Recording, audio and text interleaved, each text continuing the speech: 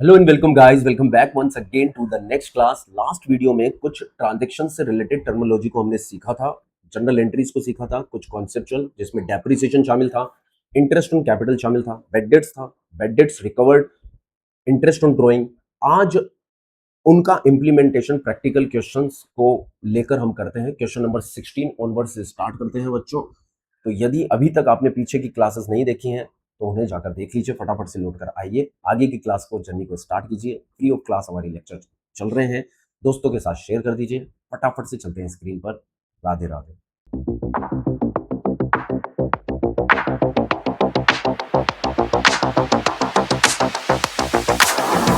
तो आपको question number 16 आपकी स्क्रीन पर दिख रहा है, प्रैक्टिकल क्वेश्चन है, डीके गोयल का सॉल्यूशन है।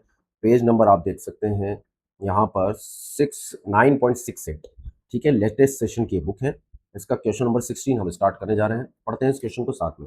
General entries for the following transactions provide the depreciation on furniture costing 50,000 10% and machine costing 30,000 10%। तो देखो बच्चों, depreciation is a kind of loss in the value of assets और बिजनेस में इसको treat किया जाता है एज ए एक्सपेंस। बिजनेस में एक्सपेंस बढ़ता है तो उसे डेबिट किया जाएगा।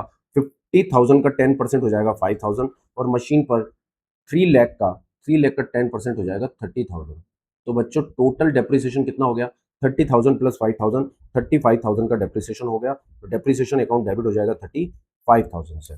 ठीक है, मशीन फर्नीचर की यदि हम बात करें तो फर्नीचर की वैल्यू कम हो जाएगी डेप्रिसिएशन के कारण 5,000 से, इसलिए फर्नीचर को क्रेडिट कर देंगे 5,000 से। और मशीन की वैल्यू भी कम हो जाएगी 30,000 से, इसलिए मशीन को भी क्रेडिट कर दिया जाएगा 30,000 से। तो इसकी जनरल एंट्री हम कर लेते हैं। ठीक है, तो आपको फॉर्मेट बनाकर करनी जनरल एंट्री ईमानदारी से। ठीक है, depreciation account debited, depreciation account debit कर देंगे हम।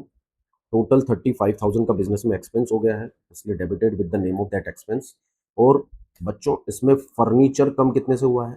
टोटल फर्नीचर के रेस्पेक्ट में डेप्रिसिएशन था 5,000 का, तो फर्नीचर असेट है, असेट की वैल्यू कम होती है तब उसको क्रेडिट कर दिया जाता है। डेप्रिसिएशन के कारण मशीन सॉरी असेट की वैल्यू क्या होती है बच्चों? कम हो जाती है और असेट कम होने से उसको क्रेडिट कर दिया जाता है। तो depreciation account debit to furniture to machinery, ये एंट्री पास हो जाएगी। ओके सर, नेक्स्ट पे चलते हैं। आई होप सो आपने प्रीवियस वीडियो देखा होगा, अच्छे से हमने डेप्रिसिएशन को समझा था। ठीक है, डेप्रिसिएशन के कारण एसेट कम होती है इसलिए उसको क्रेडिट करते हैं। ठीक है, depreciation is a kind of loss in value of asset, वो अपने बिजनेस का एक्सपेंस है इसलिए उसे डेबिट करते हैं। एंड ऑफ द ईयर में उसे राइट ऑफ भी कर देते हैं P&L से। Receive cash 40,000 for bad debts return of last year. तो बच्चों ये है एक तरह के लॉस की रिकवरी। किसकी रिकवरी है? लॉस की रिकवरी। जो बेड डेट्स पहले हम राइट ऑफ कर चुके हैं उसकी रिकवरी हो चुकी है, तो बच्चों हम लॉस की रिकवरी को मानते हैं इनकम। और इनकम यदि बढ़ती है तो उसे क्रेडिट करते हैं और यहां पर इनकम होगी in the name of bad debts recovered. आई बात समझ में? अब ये पैसा चूंकि कैश मिल रहा है इसलिए बच्चों कैश अकाउंट हमारा डेबिट हो जाएगा। ठीक है, लॉस की रिकवरी हो रही है इन कैश। आई बात समझ में? कैश या बैंक एज द केस में बी। चेक के थ्रू मिलता तो बैंक अकाउंट डेबिट कर देते, कैश मिला इसलिए कैश अकाउंट डेबिट हो जाएगा। To bad debts recovered in the name of that account. ठीक है, तो इनकम अकाउंट क्या होगा यहाँ पर? Bad debts recovered account. Amount होगा 40,000। तो ये 40,000 से हमने एंट्री कर दी। क्या लिखोगे आप? Being bad debts recovered. ठीक है, being bad debts recovered. Okay sir, चलते हैं next transaction. Mister Ajay Singh की बात करते हैं, डिक्लेयर हो गए बैंकक्रप्ट। अब देखो मैंने आपको एक की वर्ड्स बताए थे लास्ट वीडियो के अंदर। ठीक है, बैंकक्रप्टी, बैंकक्रप्सी अमाउंट्स टू बेड डेट्स, यानी कि कुछ पैसा मिला, जो नहीं मिला वो बेड डेट्स है। अकाउंट पूरी तरह से क्लोज करना पड़ेगा। अजय सिंह से हमें 18,000 रुपए लेने थे। ठीक है, पैसा लेना ही होगा इसलिए डूब गया। आई बात समझ में? तो हमारी बुक्स में इनका डेबिट बैलेंस होगा 18,000 से। ऑब्वियसली ये हमारे डेटर होंगे 18,000 रुपीज से। अब nothing could be recovered from his estate, तो पूरा का पूरा क्या हो जाएगा सर? Bad debts. आई बात समझ में? और बेड डेट्स बिजनेस का लॉस है इसलिए हम उसे डेबिट कर देंगे। और अजय सिंह के अकाउंट को हमें करना पड़ेगा क्लोज। क्या करना पड़ेगा बच्चों? क्लोज। अब डेबिट बैलेंस को क्लोज करने के लिए क्या करेंगे बच्चों? क्रेडिट करना पड़ेगा। तो एक लॉस हम बुक कर लेंगे बेड डेट्स अकाउंट और क्रेडिट कर देंगे हम अजय सिंह के अकाउंट को। तो एंट्री हो जाएगी बच्चों, bad debts account debited, bad debts account debited to Ajay Singh. ठीक है,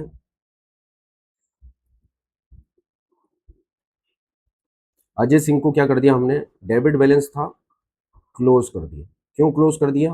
क्योंकि पैसा अब नहीं मिलेगा, अब इनसे पैसा नहीं मिलेगा, ये बैंकरप्ट हो चुके हैं, इसलिए हम इन्हें डेबिट नहीं दिखा सकते, क्लोज करना पड़ेगा। और बेड डेट्स को डेबिट क्यों किया? बेड डेट्स बच्चों हमारे बिजनेस का है लॉस, ठीक है, जो कि मिलने वाला नहीं है पैसा, वो हमारे बिजनेस का लॉस है, इसलिए लॉस को हमने डेबिट कर दिया और P&L से इसे राइट ऑफ भी कर देंगे। Being bad debts recorded from Ajay Singh. आ रही बात समझ में? Yes sir. चलते हैं आगे। बोल रहे 2 lakh of wages, 2 lakh for the wages and 37,500 for salary is outstanding. तो बच्चों एक्रूअल प्रिंसिपल क्या कहता है? एक्रूअल प्रिंसिपल ये कहता है कि भले ही खर्चे का पेमेंट आपने नहीं किया है, यदि पर्टिकुलर अकाउंटिंग ईयर से रिलेट वो करता है और उसका आपने पेमेंट नहीं किया है, तो आपको एक्रूअल बेसिस ये कहता है कि बिजनेस की बुक्स ऑफ अकाउंट्स में उस एक्सपेंस को आपको डेबिट करना पड़ेगा। देखिए आपने सर्विसेज तो ले रही है एम्प्लॉयमेंट की, एम्प्लॉइज से, और वर्कर्स से भी वेजेस की सर्विसेज आपने ले ली है, आप बेनिफिट तो ले चुके हो, बट आपने पेमेंट नहीं किया। तो भैया एक हाथ से बात नहीं बनती, आपको पेमेंट तो करना चाहिए, नहीं किया तो आपको खर्चा बुक करना पड़ेगा। तो हम दोनों एक्सपेंसेस को डेबिट कर देंगे, ठीक है बच्चों। यहाँ पर सैलरी अकाउंट भी हम डेबिट कर देंगे, ठीक है, और बच्चों वेजेस अकाउंट भी हम डेबिट कर देंगे। Treated as expense of business irrespective it is not paid. आई बात समझ में? एक्रूअल बेसिस पर। तो 2 लाख की वजह से 37,500 की सैलरी है, ठीक है, 37,500 तो हमारी सैलरी है, 2 लाख हमारी वेजेस है, ठीक है, और 2 लाइबिलिटी अलग अलग खर्चों के रेस्पेक्ट में बुक की जाएंगी। आउटस्टैंडिंग सैलरी, आउटस्टैंडिंग सैलरी जो पे किया जाना बाकी है, बिजनेस की लाइबिलिटी बढ़ गई, इसलिए हमने उसे क्रेडिट करना है 37,500 से। और एक और liability outstanding wages, representative personal account की लाइबिलिटी है बच्चों हैं, बिजनेस में करंट लाइबिलिटी माना जाएगा इनको, और बैलेंस शीट में लाइबिलिटी साइड में दिखाया जाएगा। क्या बात समझ में आती है sir? Yes. Being salary and wages recorded. आई बात समझ में? Yes sir. नेक्स्ट ट्रांजेक्शन पढ़ते हैं सर। नेक्स्ट ट्रांजेक्शन में बोल रहे हैं purchase furniture, purchase furniture 60,000 for the proprietor and paid the amount by cheque. अब देखिए फॉर द प्रोप्राइटर का मतलब क्या है? फर्नीचर उसने पर्सनल यूज के लिए खरीदा है। यदि फॉर दी प्रोप्राइटर वो नहीं बोलता तो हम मान लेते कि उस असेट्स को वो बिजनेस में यूज लेगा, क्योंकि बिजनेस की बुक्स ऑफ अकाउंट्स में वो ट्रांजेक्शन के रूप में रिकॉर्ड ही क्यों करता? वो रिकॉर्ड कर रहा है और पर्सनल पर्पस नहीं बता रहा है, पर्सनल यूज नहीं बता रहा है, तो वो बिजनेस की असेट है, बिजनेस के बुक्स ऑफ अकाउंट्स में उसे डेबिट किया जाएगा। पर यदि पर्सनल यूज के लिए कोई असेट खरीदता है या खर्चा करता है या गुड्स ले जाता है, कुछ भी वो करता है, तो बच्चों उसकी कैपिटल क्या हो जाती है? रिड्यूस हो जाती है, ठीक है। तुमने पर्सनल पर्पस के लिए बिजनेस से पैसा निकाला तो कैपिटल रिड्यूस हो जाएगी, और कैपिटल रिड्यूस होती है तब डेबिट होती है, और इन the name of drawings account debit होती है। तो ड्रॉइंग्स अकाउंट तो बच्चों डेबिट हो जाएगा। आई बात समझ में? और पेमेंट आपने कैसे किया है? कैश, तो कैश अकाउंट क्रेडिट हो जाएगा 60,000 के लिए, ठीक है। यहाँ फर्नीचर अकाउंट नहीं आएगा। बच्चे क्या गलती करते हैं, यहाँ ड्रॉइंग्स तो डेबिट कर देते हैं और क्रेडिट में फर्नीचर अकाउंट क्रेडिट कर देते हैं। देखिए बिजनेस से फर्नीचर नहीं जा रहा है, आई बात समझ में?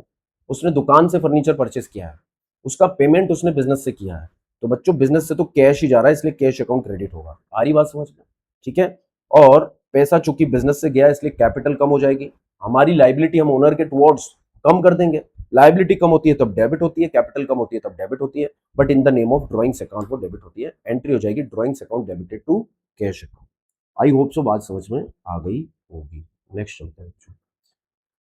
Provide interest on capital on 20 lakh, 20 lakh की कैपिटल पर आपको 8% इंटरेस्ट देना है सर। बताइए 20 लाख पर 8% कितना होगा? 1,60,000। हाँ जी, 1,60,000 आपकी बिजनेस का क्या है? ये एक्सपेंस है, इसलिए आप क्या कर देंगे? उसको डेबिट कर देंगे, ठीक है, इंटरेस्ट ऑन कैपिटल के नाम से। तो एंट्री पास कीजिए आप फॉर्मेट बनाकर, interest on capital account debit कर दिया जाएगा, treated as expense of the business 1,60,000, ठीक है। और ये पैसा हम ओनर को कैपिटल अकाउंट में ट्रांसफर करेंगे, तो बच्चों उसकी कैपिटल क्या हो जाएगी? इंक्रीज हो जाएगी। और जब कैपिटल बढ़ती है ना, तो क्या होती है बच्चों? कैपिटल बढ़ती है तब क्रेडिट होती है, और ये इंटरेस्ट ऑन कैपिटल का पैसा उसके कैपिटल अकाउंट में ही ट्रांसफर होगा। नरेशन क्या लिख दोगे? Being interest on capital provided, being interest on capital provided I hope सो आपको बात समझ में आ गई होगी। चलते हैं सर।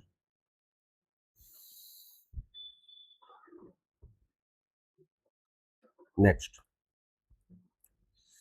अब बोल रहे हैं provide interest on drawings. Interest on drawing business की क्या है बच्चों? इनकम है। इंटरेस्ट ऑन ड्राइंग बिजनेस की इनकम है, इसलिए इनकम को क्या करेंगे हम? क्रेडिट ही करेंगे सर इनकम को। ओके, तो इंटरेस्ट ऑन ड्राइंग्स जब बिजनेस की इनकम है, हमने लास्ट वीडियो में देखा था इंटरेस्ट ऑन ड्राइंग बिजनेस की इनकम है। ओनर जब पैसा बिजनेस में से निकाल लेता है बीच में ही, उस पर हम ये इनकम इंटरेस्ट के रूप में चार्ज करते हैं, इंटरेस्ट ऑन ड्राइंग्स के नाम से। तो इंटरेस्ट ऑन ड्राइंग्स क्रेडिट कर दिया जाएगा, और बच्चों ये पैसा हम उसके कैपिटल में से काट लेंगे। तो कैपिटल क्या हो जाएगी? कम। और जब कैपिटल कम हो रही है पर्सनल पर्पस के लिए, तो ड्राइंग्स अकाउंट डेबिट हो जाएगा। इंटरेस्ट ऑन ड्राइंग्स भी पर्सनल पर्पस है, क्योंकि पैसा उसने पर्सनल पर्पस के लिए निकाला था, तो हम ड्राइंग्स को डेबिट कर देंगे। क्योंकि जो पैसा हम इंटरेस्ट का काट रहे हैं वो उसके कैपिटल में से काट रहे हैं, कैपिटल में से काट रहे हैं मतलब कैपिटल हो जाएगी डेबिट, और कैपिटल डेबिट यहाँ पर होगी in the name of drawings. तो ड्राइंग्स अकाउंट जो डेबिट हो रहा है बच्चों वो कुछ नहीं है, वो कैपिटल ही है। आई बात समझ में? कैपिटल के कपड़े पहनकर ही ड्राइंग्स यहाँ पर डेबिट हो रहा है। Okay, yes sir. तो अमाउंट कितना है? 8,000 being interest on drawing charged, being interest on drawing charged from partner. I hope so बात समझ में आ गई होगी। हाँ जी, नेक्स्ट क्वेश्चन पे चलते हैं हम। क्वेश्चन नंबर 17 बोल रहा पास द एंट्रीज और the following transaction. Purchase goods cash 50,000, spend 4,000 for its carriage. तो बच्चों दो तरह के खर्चे यहाँ पर, एक तो परचेज गुड्स और एक कैरेज, तो दोनों ही डेबिट हो जाएंगे। गुड्स को खरीदते समय जो कैरेज पे किया है वो कहलाएगा कैरेज इनवर्ड। अब बहुत सारे बच्चे क्या करते हैं, परचेज अकाउंट में ही दोनों को क्लब कर देते हैं, जोड़ देते हैं। परचेज अकाउंट डेबिट 50 प्लस 4 54 से कर देते हैं। ऐसा आपको नहीं करना है। परचेज अकाउंट डेबिट आपको 50,000 से करना है, और बच्चों आपको कैरेज इनवर्ड जो दूसरा खर्चा आपके बिजनेस का, उसको आपको डेबिट करना है 4,000 से। आई होप सो बात समझ में आई है आपको। तो परचेज अकाउंट यहाँ पर डेबिट हो जाएगा 50,000 से, और कैरेज इनवर्ड जो बिजनेस का दूसरा खर्चा है डेबिट हो जाएगा 4,000 से। और बच्चों कैश, कैश यहाँ पर पे किया हमने, तो इसलिए cash is a kind of asset, decrease हो रही है बिजनेस से 54,000, being purchase of goods and carriage inward paid in cash. आई बात समझ में? Next transaction, purchase machinery for cash 3 lakh and spend 20,000 for its carriage. अब ध्यान दीजिएगा बच्चों, इधर ध्यान दीजिएगा। यदि हम असेट्स को परचेज करते हैं, यदि हम असेट्स परचेज करते हैं, यदि हम असेट परचेज कर रहे हैं, ठीक है, उस असेट को परचेज कर कर हम बिजनेस तक लेकर आ रहे हैं, ठीक है, ये असेट आ रही है, समझना बात को ध्यान से, ठीक है। एक कैरेज में ये असेट आ रही है, हमने मान लीजिए असेट खरीदी थी 1 लाख में, ठीक है। इसका भाड़ा जो है कैरेज का, जिसको बोलेंगे कैरेज इनवर्ड, मान लीजिए हमने 10,000 चुकाया, ठीक है। कॉन्सेप्ट समझना बच्चों। ये असेट यहाँ पर पहुँच गई। अब इस असेट को क्या करेंगे हम? अनलोड करेंगे। क्या करेंगे? अनलोड। और अनलोडिंग में हमने मान लो 3,000 पे किए, मजदूरों को लगाया, उनको 3,000 पे किया। अब इस असेट को बिजनेस में यहाँ पर इंस्टॉल किया जाएगा। क्या किया जाएगा? गड्ढा उड्ढा खोदा जाएगा, इंजीनियर को बुलाया जाएगा और असेट को इंस्टॉल किया जाएगा। तो उसे बोलते हैं इरेक्शन चार्जेस। इरेक्ट कर रहे हैं ना उसको, इरेक्शन चार्जेस, या बोलते हैं इंस्टॉलेशन एक्सपेंसेस, इंस्टॉलेशन चार्जेस या इंस्टॉलेशन एक्सपेंसेस। मान लीजिए इंजीनियर को बुलाया और इंस्टॉलेशन के हमने 12,000 रुपीज पे किए। अब ये असेट क्या है? रेडी टू यूज है, बिल्कुल रेडी टू यूज है। ये हो गई हमारी ready to use in business. तो बच्चों असेट्स को खरीदने से लेकर उसको इंस्टॉल करने तक जितने भी खर्चे लगते हैं वो सब कैपिटल एक्सपेंडिचर माने जाते हैं। क्या माने जाते हैं? Capital expenditure. आई बात समझ में? और कैपिटल एक्सपेंडिचर में हम उन सभी खर्चों को असेट्स के नाम से ही डेबिट करते हैं, with the name of asset ही हम उन्हें क्या करते हैं? डेबिट करते हैं, ठीक है। Capital expenditure will be debited in the name of that asset. Okay, तो बच्चों यदि हमने असेट खरीदी है तो 1 लाख भी असेट के नाम से, मशीनरी खरीदे मशीन के नाम से डेबिट होगा, कैरेज इनवर्ट भी मशीन के नाम से डेबिट होगा, अनलोडिंग भी मशीन के नाम से डेबिट होगा, और इंस्टॉलेशन जो हमने पे किया है 12,000 वो भी मशीन के नाम से डेबिट होगा। तो यदि आप बता सके तो बता सकते हैं कि कितना खर्चा मशीन के नाम से, असेट के नाम से यहाँ पर डेबिट हो जाएगा। 1 लाख प्लस 10,000, 1 लाख 10,000, 3,000 प्लस 12,000, 15,000 ये हो गया। ठीक है, तो 1,25,000 से मशीन अकाउंट यहाँ पर डेबिट हो जाएगी। आई होप सो बात आपको समझ में आई होगी। जो मशीन हमने खरीदी है वो मात्र 1 लाख की नहीं है, ready to put to use condition में लाने तक वो बन गई है 1,24,5,000 की। तो असेट बिजनेस में इंक्रीज होगी 125,000 से, और यदि सारा पेमेंट आपने कैश में किया है तो 1,25,000 कैश क्रेडिट हो जाएगा। आई होप सो बात समझ में आई होगी। अब इस एंट्री को हम करते हैं। मशीन हमने खरीदी 3 लाख की, उस पर 20,000 का हमने कैरिज पे किया, तो टोटल मशीन अकाउंट डेबिट कितने से हो जाएगा बच्चों? 3 लाख मशीनरी अकाउंट डेबिट हो जाएगा। Machinery account debited to cash account 3,25,000, 3,20,000। तो हम एंट्री पास कर देते हैं, machinery account debited to cash account बराबर machinery account debited to cash account 3,20,000। ये हमने एंट्री पास कर देनी है, बिंग मशीनरी परचेस्ड। ठीक है, और जो भी रेवेन्यू एक्सपेंसेस है उन्हें कैपिटलाइज हमने कर दिया। प्रीवियस ट्रांजेक्शन पे चलते हैं सर। नेक्स्ट ट्रांजेक्शन क्या कहती है देखते हैं। हाँ जी, paid by cheque 3 lakh, paid by cheque 2 lakh for cement, 1 lakh for timber and 50,000 as wages for construction of building. देखो बच्चों, ये भी सभी कैपिटल एक्सपेंडिचर है।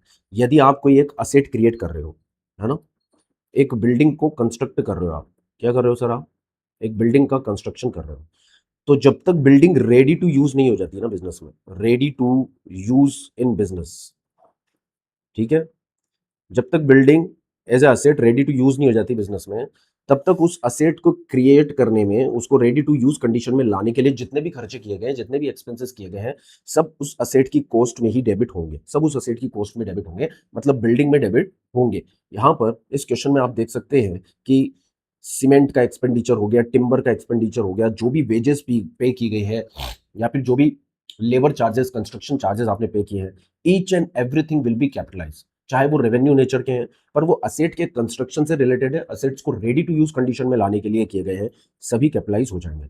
मान लीजिए एक एग्जांपल लेता हूँ, ये हमारा कोचिंग इंस्टीट्यूट है जिसे हमने कंस्ट्रक्ट किया है, और उसके बाद बाहर हमने बनाया एक साइकिल स्टैंड। ठीक है, एक साइकिल स्टैंड बनाया बच्चों की साइकिल्स और बाइक्स को रखने के लिए, तो इस साइकिल स्टैंड भी सर डेबिट होगा building account. Are you getting my point?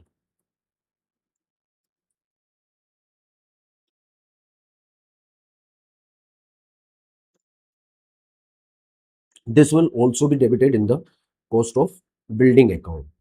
ठीक है, जो भी असेट्स का रिनोवेशन आप कर रहे हैं, रिकंस्ट्रक्शन आप असेट्स का कर रहे हैं, जो उस असेट की यूजफुल लाइफ को बढ़ा दे। मान लीजिए इस बिल्डिंग की यूजफुल लाइफ थी 10 ईयर्स, अब 10 साल खत्म हो गए, अब इसकी यूजफुल लाइफ को हमें क्या करना है? यूजफुल लाइफ को हमें करना है एक्सटेंड। ठीक है, फर्दर 5 ईयर्स के हम लिए हमने बिल्डिंग की लाइफ को बढ़ाना है। अब उस पर जो हम रिपेयर कर रहे हैं, ठीक है, एंड मेंटेनेंस, ध्यान देना बच्चों, मतलब हम जो रिपेयर मेंटेनेंस कर रहे हैं वो असेट की यूजफुल लाइफ को एक्सपांड करने के लिए कर रहे हैं, असेट की यूजफुल लाइफ को बढ़ा देने के लिए कर रहे हैं। ठीक है, ये ऐसा रिपेयर मेंटेनेंस नहीं है जो हर साल होता है, नॉर्मल रिपेयर मेंटेनेंस नहीं है। White wash, normal repair maintenance जो हर साल होते हैं वो तो रेवेन्यू एक्सपेंस है, पर मेजर रिपेयर मेंटेनेंस ये क्या है आपका? एक मेजर रिपेयर एंड मेंटेनेंस, जो उस असेट की यूजफुल लाइफ को क्या कर देगा? एक्सपांड कर देगा, बढ़ा देगा। 5 ईयर्स के लिए बढ़ा दिया, 3 साल के लिए बढ़ा दिया, 5 साल के लिए बढ़ा दिया। ठीक है, तो बच्चों वो एक कैपिटल एक्सपेंडिचर है, असेट की कॉस्ट में डेबिट होगा। तो यहां पर क्वेश्चन के अंदर हम देख लेते हैं, बिल्डिंग अकाउंट ऑब्वियसली यहां पर डेबिट होगा, क्योंकि बिल्डिंग की कॉस्ट के लिए ये सभी खर्चे किए जा रहे हैं।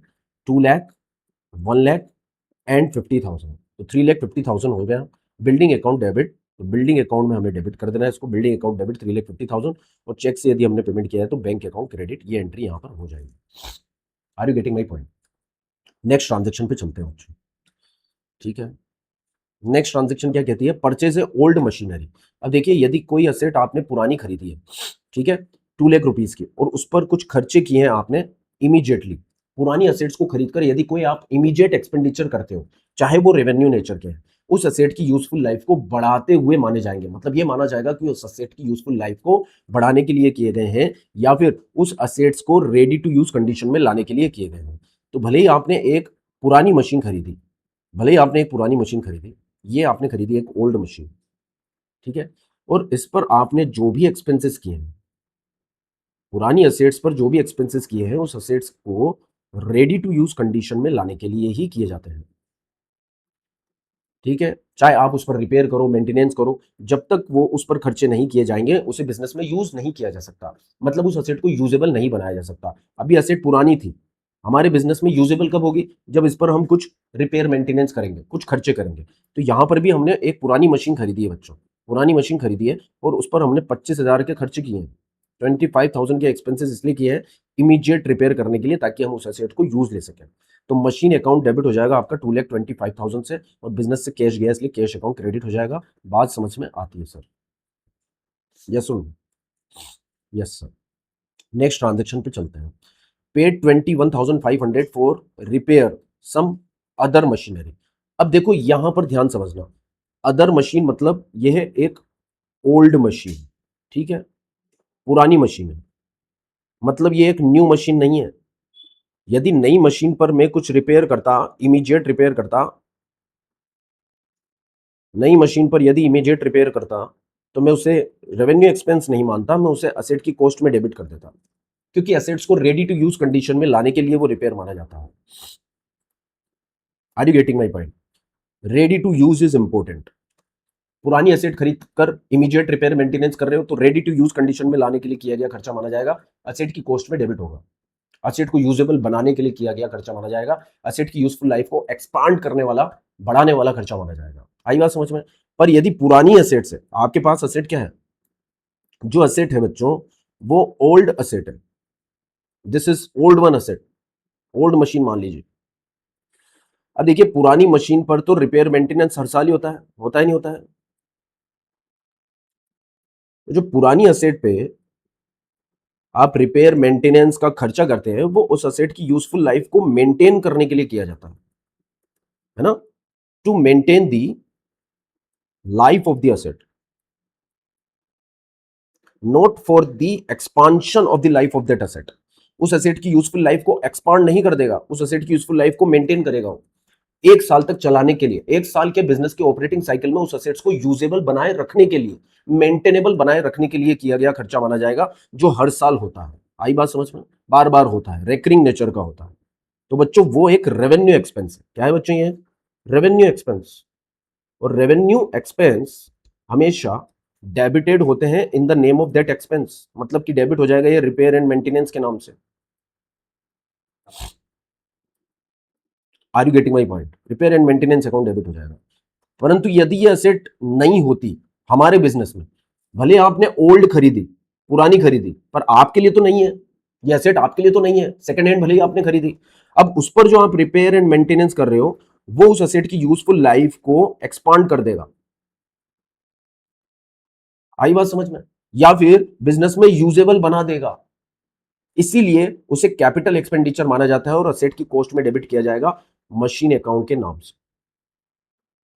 सीधा सा फंडा है सर। पुरानी असेट यदि खरीदी गई है और उस पर कुछ इमीडिएट रिपेयर किया गया है तो उसे बिजनेस में रेडी टू यूज कंडीशन में लाने के लिए किया हुआ माना जाता है और उसकी यूजफुल लाइफ को एक्सपांड करने वाला माना जाता है। ऐसा खर्चा हर साल नहीं होता है, बार बार नहीं होता है, इसलिए असेट की कॉस्ट में डेबिट होता है। मान लीजिए मशीनरी है तो मशीनरी अकाउंट से डेबिट होगा। पर यदि आपके पास असेट्स पुरानी है जो बिजनेस में आप यूज ले रहे हो पहले से, आपने खरीदी नहीं है, ना तो सेकंड हैंड खरीदी ना बिल्कुल फ्रेश असेट खरीदी, आपकी ही असेट है और उस पर नॉर्मल रिपेयर मेंटेनेंस आप कर रहे हो सर, तो वो एक रेवेन्यू एक्सपेंस है और उस असेट्स की यूजफुल लाइफ को मेंटेन करने वाला वो खर्चा माना जाएगा और रेवेन्यू एक्सपेंसेस के नाम से ही बुक्स ऑफ अकाउंट्स में डेबिट होगा। Are you getting my point? तो यहां पर रिपेयर किया गया है अदर मशीन पर। अदर मशीन मतलब एक पुरानी असेट जो आपके बिजनेस में पहले से मौजूद है, नई असेट पर नहीं किया गया है, इसलिए repair and maintenance account debit होगा और कैश अकाउंट क्रेडिट हो जाएगा। तो एंट्री हो जाएगी repair and maintenance account debited to cash account. Are you getting my point? तो बच्चों एंट्री हो जाएगी रिपेयर एंड मेंटेनेंस, ठीक है, account debited to cash account. चूंकि हमने इसका पेमेंट कैश में किया है इसलिए कैश 21,500। ये कैपिटल एक्सपेंडिचर नहीं है, रेवेन्यू एक्सपेंस है, इसलिए हमने इसको डेबिट किया है in the name of that expense. तो ये सवाल हो गया हमारा 17। ठीक है, ये दो क्वेश्चन हो गए 17 16। अब चलते हैं नेक्स्ट क्वेश्चन पे, क्वेश्चन नंबर 18। आई होप सो आपको क्वेश्चन दिखाई दे रहा है सब। क्वेश्चन नंबर 18 आपकी स्क्रीन पर है, फॉर्मेट बनाइए फटाफट से, इसका सॉल्यूशन हम स्टार्ट करते हैं। क्या कहता है question number 18, enter the following transaction the journal of Arun Govind and company. तो आप फॉर्मेट बनाएंगे, फॉर्मेट में आप लिखेंगे journal of Arun Govind and company. Journal का फॉर्मेट बनाइए इस तरह से, ठीक है, डेट, पर्टिकुलर, एलएफ, ठीक है, डेबिट एंड क्रेडिट, ये फॉर्मेट बनाइए आप। General of Arun Govind and company आप उसमें लिख लीजिए, ठीक है। सॉल्यूशन स्टार्ट हम करते हैं। फर्स्ट ट्रांजेक्शन को हम पढ़ रहे हैं, देखिए sir, Arun Govind and company paid into bank as capital. तो आप जानते हैं ओनर बिजनेस में जो भी कंट्रीब्यूट करता है वो बिजनेस में कैपिटल कहलाता है, और बिजनेस के लिए यदि कैपिटल बढ़ती है तो उसको क्रेडिट करते हैं इन the name of capital account. जो भी फंड कंट्रीब्यूट ओनर के द्वारा किया गया है कैपिटल कहलाता है, और कैपिटल अकाउंट क्रेडिट होता है, ठीक है। दूसरी बात, ये पैसा बिजनेस के बैंक अकाउंट में डिपॉजिट किया गया है, तो बैंक बैलेंस बढ़ेगा, तो डेबिट क्या हो जाएगा सर, बैंक अकाउंट। तो नॉर्मल एंट्री हो जाएगी bank account debited to capital account. ये एंट्री हम पास कर रहे हैं, bank account debited, bank balance हमारा बढ़ गया, टू कैपिटल अकाउंट, ठीक है। 6 लाख ये डेबिट साइड में, 6 लाख क्रेडिट साइड में भी 6 लाख। बीइंग, नरेशन लिख दीजिए, capital contributed in business, capital contributed in business, being capital contributed in business. ये हमने नरेशन लिख दी सर। अब बढ़ते हैं सर आगे प्रीवियस ट्रांजेक्शन पर। Next, purchase goods. तो गुड्स परचेज भी एक एक्सपेंस है। From Mukesh, list price 2 lakh, 10% trade discount. तो 10% ट्रेड डिस्काउंट कितना हो जाएगा, 2 लाख का 10% होता है बच्चों 20,000। 20,000 हम लेस कर देंगे तो नेट परचेज हो जाएगा हमारा 1,80,000, और बच्चों परचेज अकाउंट डेबिट हो जाएगा 1,80,000 सर, ठीक है। परचेज अकाउंट डेबिट हो जाएगा 1,80,000 से, और ये एक क्रेडिट परचेज है क्योंकि यहाँ पार्टी का नाम दिया हुआ है, तो purchase account debited to Mukesh यहाँ एंट्री हो जाने वाली है। So we are passing the entry purchase, journal entry pass कर रहे हैं हम। गुड्स परचेज के रेस्पेक्ट में होने वाले एक्सपेंसेस को परचेज के नाम से जाना जाता है बच्चों, यस सर। और क्रेडिट परचेज है तो पार्टीज नेम क्रेडिट कर देंगे हम, Mukesh, 1,80,000। Being goods purchased on credit या at 10% trade discount, being goods purchased at 10% trade discount. हाँ जी, बराबर। चलते हैं previous. 1/4 of the above goods return to Mukesh for not being specifications. तो 1/4 हम करेंगे 80,000 का, 80,000 का 1/4। तो परचेज रिटर्न की एंट्री क्या होगी सर, यहाँ पर मुकेश को हम डेबिट कर देंगे, ठीक है, क्योंकि वो अब हो गए रिसीवर फ्रॉम बिजनेस, और वैसे भी हमारी लाइबिलिटी कुछ गुड्स रिटर्न करने से कम हो जाती है। लाइबिलिटी जब कम होती है तो पार्टी अकाउंट डेबिट हो जाता है। Purchase return, Mukesh account debited to purchase return account, 1,80,000 का गुड्स था और उसका रिटर्न किया आपने 1/4, 1/4 कितना हो जाएगा सर, 45,000। तो ये एंट्री पास हो जाएगी 45,000, ठीक है। Being 1/4 of the goods return to Mukesh. अब देखिए मुकेश को आपने डेबिट क्यों किया है, क्योंकि बच्चों यहाँ हमारी जो लाइबिलिटी थी वो कम हो गई। लाइबिलिटी कम होती है तो डेबिट ही होती है ऑब्वियसली। और परचेज रिटर्न को क्रेडिट क्यों किया है, क्योंकि बच्चों एक्सपेंसेस जो है हमारे बिजनेस के, परचेज जो हमारे बिजनेस के एक्सपेंसेस थे वो कम हो गए। कम होते हैं तब क्रेडिट करते हैं, बढ़ते हैं तब डेबिट करते हैं। पहले खर्चे बड़े थे, यहाँ पर एक्सपेंसेस बड़े थे, तब हमने डेबिट किया था, यहाँ कम हो गए इसलिए क्रेडिट कर दिया। 45,000, 1,80,000 में से 45,000 का हमें पेमेंट नहीं करना है, तो हमारे बिजनेस का एक्सपेंस 1,35,000 रह गया।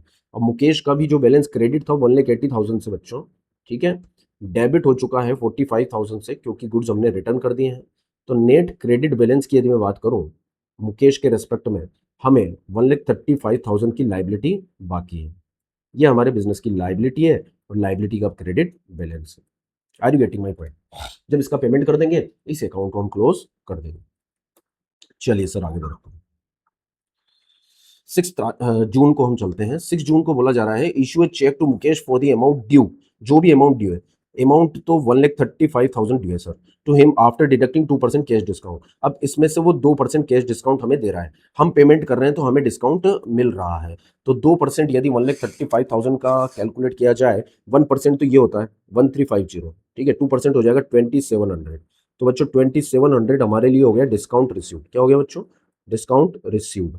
पेमेंट करते समय डिस्काउंट रिसीव्ड होता है, इनकम है, इनकम बढ़ रही है इसलिए उसको क्रेडिट कर दिया जाएगा। तो 2700 से डिस्काउंट रिसीव्ड क्रेडिट हो जाएगा और 1,35,000 से मुकेश अकाउंट डेबिट हो जाएगा और बाकी जो पेमेंट बचा वो आपने कर देना है। ठीक है, अब पेमेंट कैसे किया है ये देख लीजिए, चेक के थ्रू किया है, ठीक है, तो टू बैंक हो जाएगा, Mukesh account debited to bank और टू डिस्काउंट रिसीव्ड। यहां हम एंट्री पास कर लेते हैं, फॉर्मेट में आप कीजिएगा, ठीक है।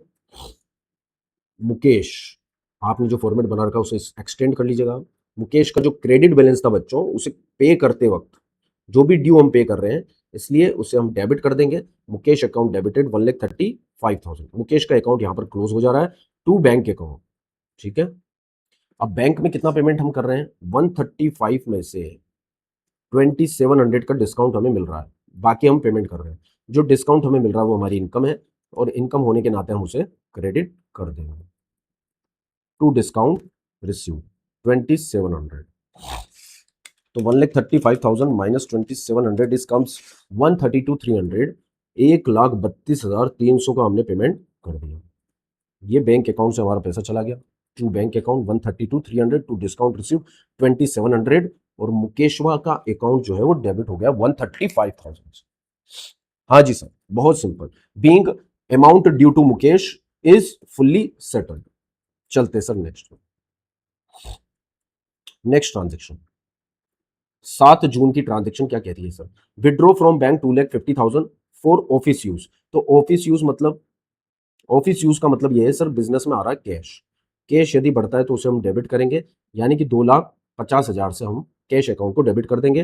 10,000 फॉर पर्सनल यूज, यानी कि ये हो गया सर ड्रॉइंग्स, पर्सनल यूज के लिए जो पैसा निकाला गया है। अब ड्रॉइंग्स का मतलब ये है कि कैपिटल आपकी हो जा रही है कम, कैपिटल कम होती है तब डेबिट हो जाती है।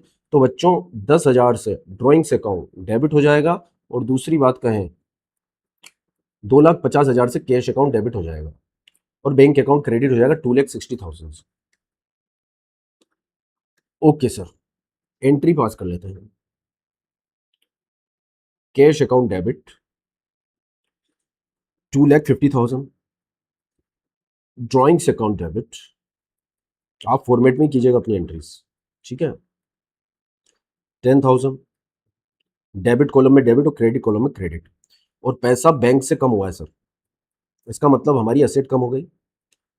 बैंक नामक असेट, पर्सनल अकाउंट की असेट हमारी कम हो गई। ये हमारी असेट था बैंक, ये कम हो गया सर, कम होने से क्रेडिट हो गया। यहाँ बिजनेस में कैश बढ़ गया, कैश इंक्रीज होता है तब डेबिट होता है, और यहाँ पर हमारी कैपिटल कम हो गई, कैपिटल कम होती है तब डेबिट होती है in the name of drawings. Are you getting my point? ये लॉजिक आप चाहो तो लिख सकते हो। आगे बढ़ते हैं, चलिए। क्वेश्चन कह रहा है purchase a machinery. Machine purchase किए 1,10,000 की, स्पेंड 5,000 फॉर इट्स इंस्टॉलेशन। उसके इंस्टॉलेशन पर खर्च किया। मतलब ये कौन सी असेट है सर? न्यू असेट है, नई असेट खरीदी है 1,00,000 में, और 5,000 उसके इंस्टॉलेशन पर खर्च किए, मतलब रेडी टू यूज कंडीशन में लाने के लिए किए गए। इसलिए बच्चों मशीन अकाउंट डेबिट कितने से हो जाएगा बच्चों? 1,05,000 से। अब बात करते हैं पेमेंट की। For machinery was made by cheque. Machine का पेमेंट तो हमने चेक से किया है, और बाकी की बात करें तो इंस्टॉलेशन का एक्सपेंस हमने कैश किया है। पहले तो हम मशीन अकाउंट को डेबिट कर देते हैं 1,05,000 से। ओके सर, ये हमने कर दिया मशीनरी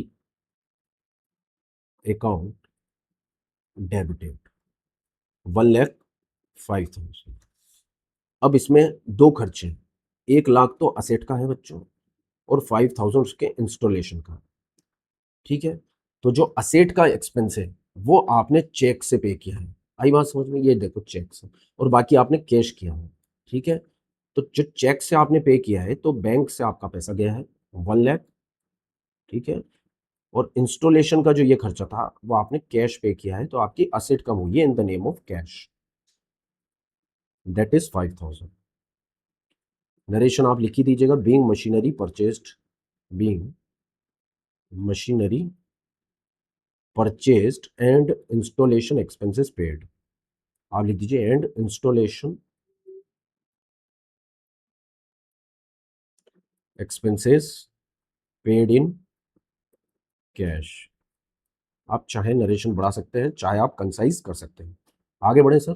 यस सर, ये मैं रब कर देता हूँ मैंने जो समझाया है, ठीक है। 10 तारीख की ट्रांजैक्शन हो चुकी है। अब 10 के बाद 12 तारीख की sold goods 1 lakh to Arun Amar. अब सिंपल सा फंडा है, अमर को जो गुड्स बेचा है वो क्रेडिट पे बेचा है, तो अमर से पैसा लेना बाकी है। यहाँ पर असेट बढ़ रही है, ठीक है। पर्सनल अकाउंट की किसी व्यक्ति से पैसा लेना बाकी है तो वो हमारी असेट है। असेट बढ़ती है तो डेबिट करते हैं, इसलिए अमर अकाउंट को हमने डेबिट कर देना है बच्चों, ठीक है। और goods sold is a kind of income, will be credited in the name of sales account. तो बच्चों सेल्स अकाउंट यहाँ पर क्रेडिट हो जाने वाला है। ये आपकी एंट्री हो जाएगी, Amar account debited to sales account. कोई दिक्कत नहीं है सर, आई बात समझ में। वापस से बता देता हूँ, अमर को डेबिट क्यों किया है, क्योंकि क्रेडिट सेल है और क्रेडिट पर पर्सनल अकाउंट का रूल लगता है। पर्सनल अकाउंट का रूल कहता है receiver from business are debited, हमने इन्हें माल बेचा है इसलिए रिसीवर है, इसलिए डेबिट कर देंगे। दूसरा, हम सिंपल सा हमारा लॉजिक लगाते हैं जिस हिसाब से हम कहते हैं कि देखिए कि पैसा लेना बाकी है या देना बाकी है। यदि पैसा लेना बाकी है तो उस व्यक्ति के अकाउंट को हम डेबिट कर देंगे, treating it as a asset, asset increasing debited. यदि देना बाकी है तो उसे हम लाइबिलिटी मान लेते हैं, लाइबिलिटी बढ़ रही है तो हम उसे क्रेडिट कर देते हैं। तो यहाँ तो पैसा लेना बाकी है इसलिए हमने डेबिट कर दिया। गुड्स को बेचने से होने वाली इनकम को, क्योंकि यहाँ पर इनकम बढ़ रही है बच्चों, तो इनकम इंक्रीज हो रही है इसलिए उसको हम क्रेडिट कर देंगे in the name of sales. Goods को बेचने से होने वाली इनकम होती है sales. Are you getting my point. तो हमारे अकाउंट डेबिट टू सेल्स हो जाएगी एंट्री। अब देखिए, Amar clears his accounts, Amar से हमें लेना था 1 lakh by giving a cheque of 98,500, cheque is immediately deposited into bank. Clear का मतलब क्या है, अकाउंट को अमर के क्या करना है, आपको क्लोज कर देना है। अब डेबिट बैलेंस को क्लोज करने के लिए जो 1 लाख से डेबिट था, हम क्रेडिट भी 1 लाख से ही करेंगे sir. Are you getting my point. तो अमर अकाउंट को क्रेडिट कितने से करना है, ये जो अमर अकाउंट है उसे क्रेडिट करना आपको 1 लाख से। आई बात समझ में। और जो चेक आपने बैंक में लगा दिया है, तो बच्चों बैंक अकाउंट आपका डेबिट कितने से हो जाएगा, 98,500, और डिस्काउंट अलाउड आपने कर देना है 1500 का। तो इसकी एंट्री हम इस तरह से करते हैं, देखो जब चेक हमर से मिला है वो चेक हमने अमर रहते हुए, जिंदा रहते हुए बैंक में जमा कर दिया सेम डे को, तो 98,500 एंट्री बैंक में हो गई। और बच्चों हमने उसे डिस्काउंट दे दिया क्योंकि अकाउंट हमें करना है क्लोज। तो बच्चों डिस्काउंट अलाउड हमारे बिजनेस का हो गया एक्सपेंस, और डिस्काउंट अलाउड को हम कर देंगे डेबिट 1500 से, ठीक है। और अमर अकाउंट को हम कर देंगे बच्चों क्लोज।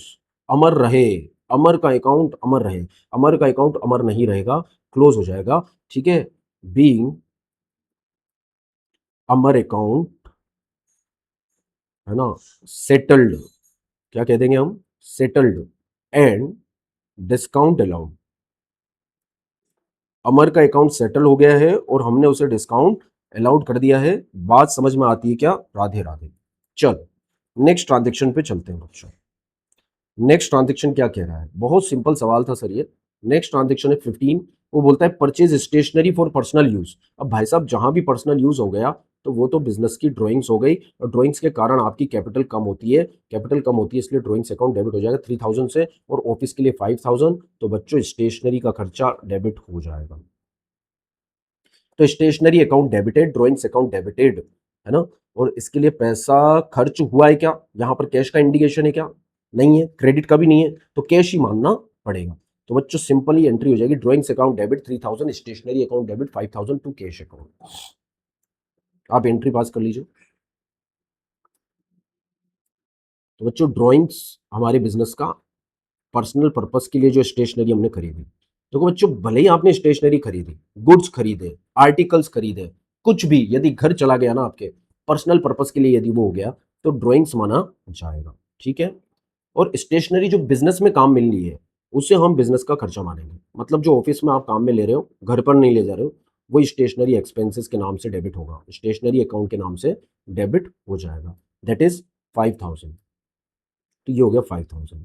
और ये दोनों पेमेंट आपने चेक नहीं लिखा है तो कैश ही किए होंगे, इसलिए कैश अकाउंट क्रेडिट हो जाएगा 8,000 rupees. Being drawings of rupees 3,000 and stationery expenses paid in cash. ये नरेशन हो जाएगी। आगे बढ़ते हैं।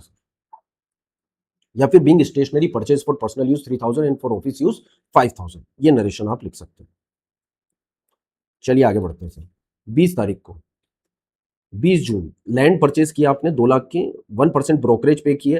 तो ये नई एसेट है ना आपके लिए, क्या है बच्चों आपके लिए, नहीं है, पुरानी तो है नहीं आपके बिजनेस की, आपके बिजनेस में पहले से एग्जिस्ट नहीं करती। आप चाहे सेकंड हैंड खरीदो, फ्रेश एसेट खरीदो, आपके बिजनेस के लिए नहीं होती वो एसेट। और उसको खरीदते वक्त जो भी आप खर्चे पे करते हो ना, ये सब बच्चों उस एसेट की कॉस्ट में जुड़ते हैं। तो 2 लाख पर 1% कितना हो गया बच्चों, 2,000। तो 2,000 तो ये जुड़ गया ब्रोकरेज का खर्चा, ये भी लैंड अकाउंट डेबिट होगा। और 15,000 आपने रजिस्ट्रेशन का खर्चा किया। तो 2,17,000 से आपने लैंड अकाउंट को डेबिट कर देना है। कितने से, 2,17,000 से। तो 2 लाख तो ये हो गया सर। और इसके बाद 2,000 ब्रोकरेज हो गया, 15,000 रजिस्ट्रेशन हो गया। तो लैंड अकाउंट डेबिट हो जाएगा 2,17,000। ठीक है सर। और सारा पेमेंट आपने चेक से किया है तो बैंक अकाउंट क्रेडिट हो जाएगा। तो हम एंट्री पास कर देते हैं, फॉर्मेट में आपको करनी है एंट्री। ठीक है। तो हमने कर दिया land account debit being an asset of business 2,17,000। ठीक है सर। और सारा पेमेंट हमने चेक से किया है, इसलिए टू बैंक अकाउंट 2,17,000। ठीक है। नरेशन आप लिखी दी ना, being land purchased for rupees 2 lakh. Narration में आपको लिखना है ना, ब्रोकरेज पेड